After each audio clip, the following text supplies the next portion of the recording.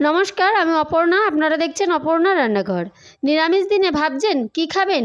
এইভাবে একবার নিরামিষ ভেন্ডির রেসিপিটি করে খেয়ে দেখুন তো কতটা ভালো লাগে।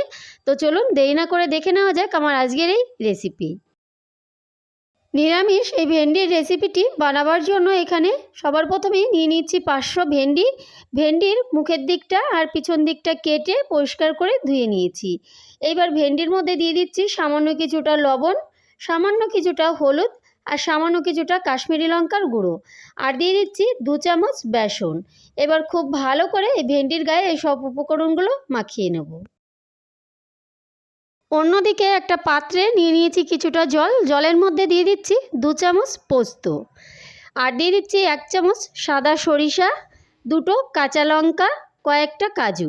এবার কিছু সময় এই সব উপকরণগুলো একটু ভিজিয়ে রেখে মিক্সচারে খুব ভালো করে ব্লেন্ড করে নেব।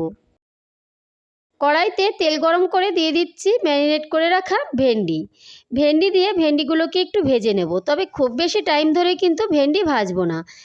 ভিডিওটি ভালো লাগলে লাইক কমেন্ট শেয়ার করবেন। নতুন বন্ধু হয়ে থাকলে চ্যানেলটি সাবস্ক্রাইব করবেন। ফেসবুক পেজ থেকে যদি আমার ভিডিওটি দেখেন তাহলে পেজটিকে ফলো করবেন। আমার পেজের নাম অপর্ণা রয়। ভেন্ডি ভাজা ওই একই তেলের মধ্যে ফোড়নে দিয়ে দিচ্ছি 1/2 চামচ মৌরি, 1/2 চামচ কালো জিরা। ফোড়নটাকে একটু ভেজে নিয়ে দিয়ে দিচ্ছি এখানে 1/2 চামচ কাশ্মীরি লঙ্কার গুঁড়ো, 1/2 চামচ হলুদ।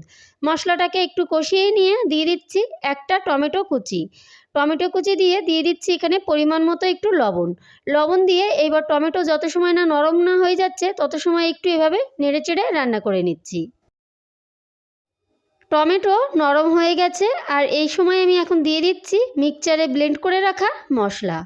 এইবার মশলাটাকে গ্যাসের আঁচটা কমিয়ে রেখে মশলাটাকে তেল ছেড়ে না দেওয়া অবধি খুব ভালোভাবে কষিয়ে নেব।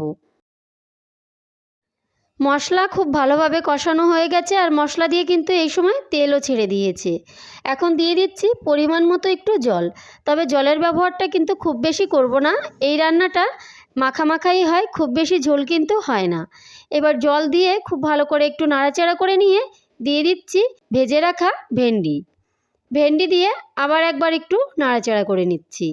সব কিছু একটু ভালো করে মিশিয়ে নিয়ে এইবার গ্যাসের আঁচটা কমিয়ে রেখে ঢাকা দিয়ে রান্না করব 5 থেকে 6 মিনিট। 5-6 মিনিট রান্না করে নেওয়ার পর ঢাকাটা নামিয়ে নিচ্ছি। আর এখন কিন্তু আমাদের একদম রেডি হয়ে গেছে এই ভেন্ডির নিরামিষ তরকারির রেসিপি। আমি ফিনিশ করছি ধনেপাতা কুচি দিয়ে। আপনারা এই সময় একটু কাঁচা লঙ্কা চিরাও দিতে পারেন। এইবার আমি গ্যাসের আঁচটা বন্ধ করে দিয়ে পরিবেশনের জন্য নামিয়ে নেব। তাহলে বন্ধুরা, আমার আজকের ভিডিওটা আমি এখানেই শেষ করলাম। আবার দেখা হবে অন্য কোনো রেসিপির সঙ্গে। ভালো থাকবেন, সুস্থ থাকবেন। নমস্কার।